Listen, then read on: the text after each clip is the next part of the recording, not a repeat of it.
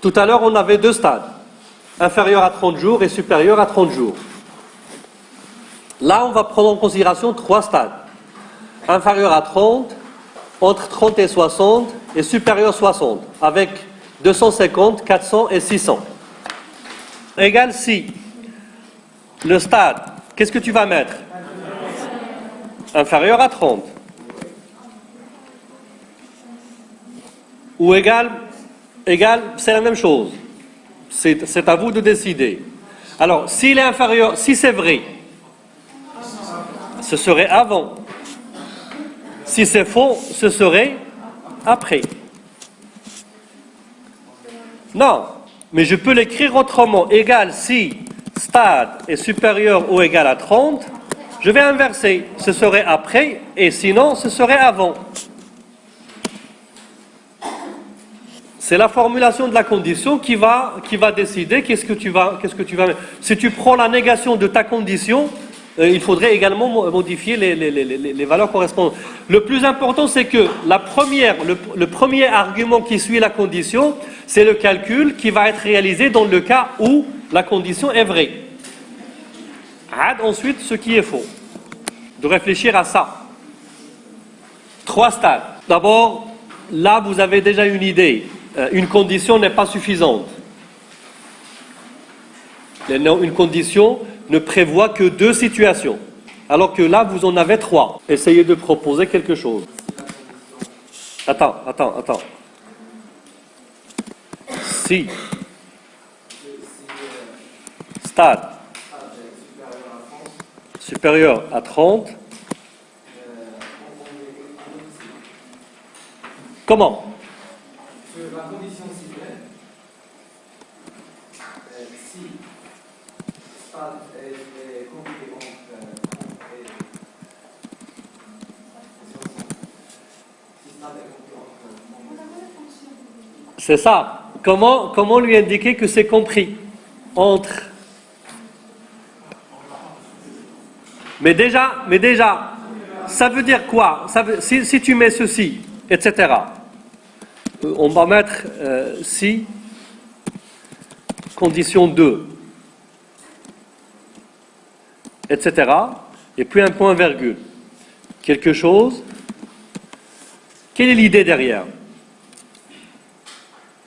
Had le si, la condition 2, elle va être vérifiée pour quelle? Pour le vrai, uniquement. La condition 2, elle n'a d'effet que si le stade est supérieur à 30. Alors, parce qu'on avait dit, si stade supérieur à 30, viendra ce qui va correspondre à vrai, ad viendra ce qui va correspondre à faux.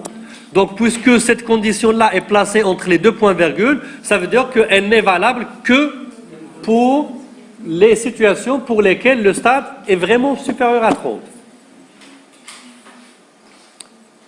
Allez-y, réfléchissez. Vas-y. Attends. Stade supérieur à 30. Non. Là, une condition. Si tu mets... Il faut un point-virgule. Une fois que tu as terminé ta condition, on fait un point-virgule. D'accord. Si.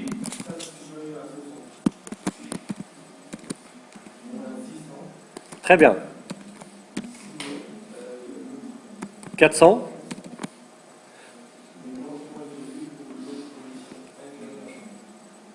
Et qu'est-ce qu'on va mettre? 250. Vous êtes d'accord? Si le stade n'est pas supérieur à 30, automatiquement on a 250. Ce qui est logique. Maintenant, dans le cas où c'est supérieur à 30, on a deux situations.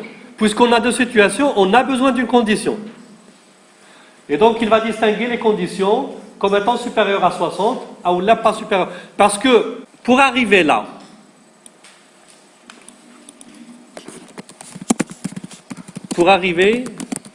à la condition stade supérieur à 60. Ça suppose quoi? Dans le raisonnement, dans le calcul, dans l'exécution. Ça veut dire que le stade est déjà supérieur à 30. Et donc là, avec les deux conditions, on a construit temps compris entre 30 et 60. Donc là, ça suppose que le stade est supérieur à 30. Bon, à chaque fois que vous ayez une situation de ce genre où on a une série d'intervalles, le mieux, parce que là, puisqu'on a trois conditions, tu n'as pas eu de problème. Mais le mieux, c'est de commencer par si stade est inférieur à 30, point virgule. C'est 250. S'il n'est pas inférieur à 30, on va voir si stade est inférieur à 60. Point virgule, c'est 400. Point virgule, c'est 600.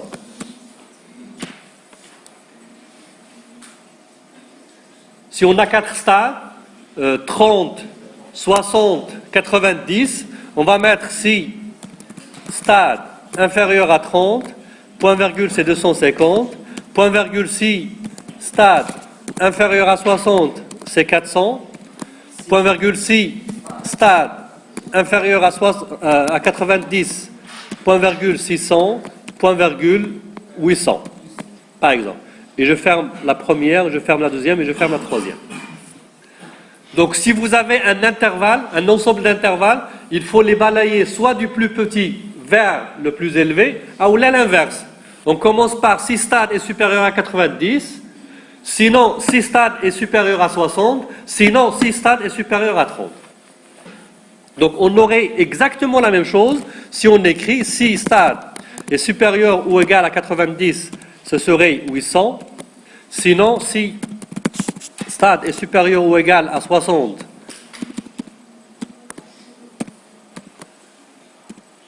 ce serait combien? 600.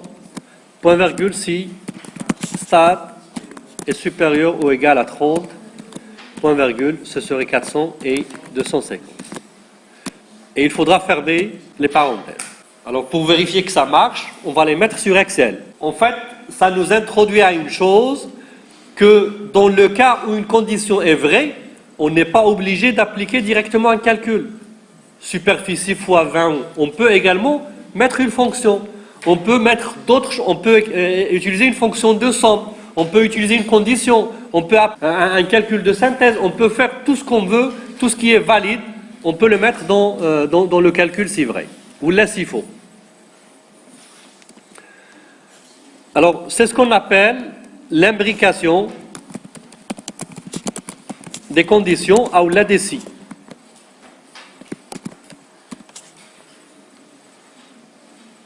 Imbrication.